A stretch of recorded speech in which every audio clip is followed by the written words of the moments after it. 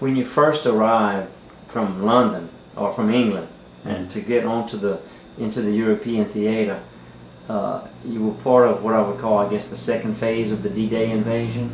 Yes. Okay. They had already... Well, the invasion was all in the process, but this other company had kind of wiped out a little bit of it. And then we took over, we finished it, and we got the Germans in a pocket, which you couldn't get. Now, that was in the 301st, and the 302nd, I don't know where they were exactly. Maybe in the rear salon or something like that. Now, the other part of the division, I forgot the 395th? 375th? 301st, 302nd, and I forgot the other part. They went to another country below and had them pocketed in that too. So the Germans couldn't get out. You had a trap. When the war ended, they let them come through and went through. And surrender, right. Surrender. And so as y'all went through France and kept on, were you part of what we call the Battle of the Bulge? Battle of the Bulge, that was what you call the Battle of the Bulge. That's Okay. all of it, from the start to the end. Where were you? Well, we was in France when they would push the Germans back. That was coming from the other side after we start pushing them back. The other division that relieved us, we started pushing them back, and we went through France, pushing them all the way back, and through Germany. And then when we got to Czechoslovakia, we met up with the Russians. That's when the war was over. Okay. So when the Germans mounted their counteroffensive, do you remember where you were? That was right in the midst, just before. Well, that's when they first came in on us. Remember when I told you we got, and when those tanks coming in, that's when I got wounded. Okay. So I got to go in the hospital. But that stage there, between there, Mm-hmm. I believe I stayed in the hospital. I believe it was about 3 months, I believe. Okay. And by the time I released, I rejoined the 94th because I saw that car. Yeah. I went back. Right. So they had going through. You had indicated to me at one time that you got separated from your company during one of the battles, and had to try to get... Well, that most probably was, I can't remember exactly. Well, my memory is vague on that one. That's okay.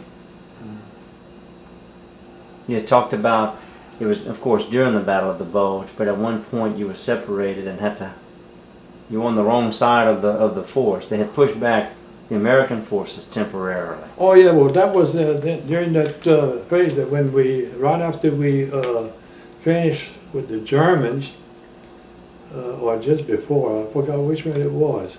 That was these, how you call them, merchant marines, no, not marines, I believe it was marines or something that was coming out, and when you knew who was almost fighting with each other, and come to realize there was coming through the place where we supposed to have been going.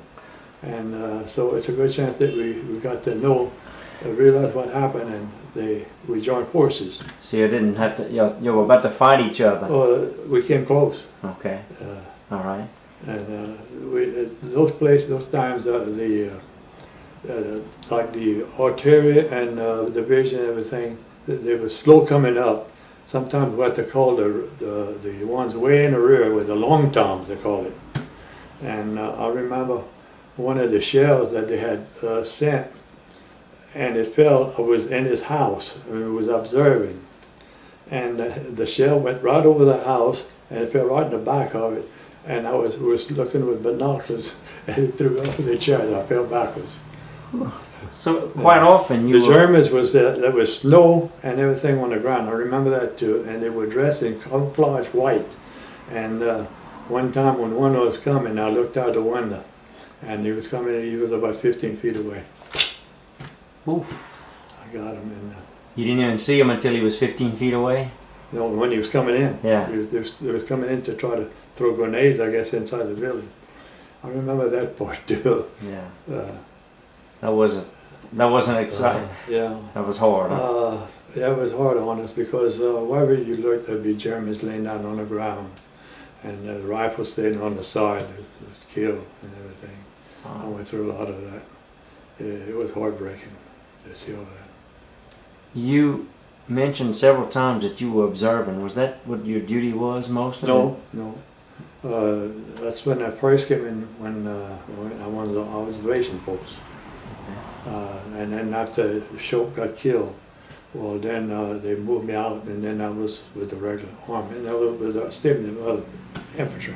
Okay. Yeah. All right. And was there ever a time where you were separated from your unit during a battle? It could be, but I don't remember. It's vague on me. Okay. I know at times, on once or two occasions, they take the part of the outfit, they let us out, put other men out to give us a relief, and they would bring, there was some tents, and they'd let us sleep in the tents, and they would feed us and relax maybe a couple of weeks, something like that, then we'd come back. You'd go back to the front line. To the front line. That wasn't fun to have to go back to the front line. No, but we had to. You did. That's all part of our job. So basically, when you're on the front lines, when you go back, you were staying in foxholes. Mm-hmm. And I remember when I was in the back, and we was taking it easy. They was feeding us. I passed through the chow line and got my plate. I went to sit down. This and that. And I was sitting next to two guys that was eating. And first thing you know, I talked to them and they wouldn't answer me. Come to find out it was two Germans. They had broke in, had got uniforms, they put our uniforms, and they was enjoying themselves eating our food. And so when I realized what it was, they took them as prisoners. So they came in not as prisoners, they had put on American uniforms. American uniform and came and joined us for just to get food. And then y'all captured them after you... Well, we realized they were German, they couldn't speak English. But they didn't have weapons with them? Yeah, no. That's amazing. And let's see, I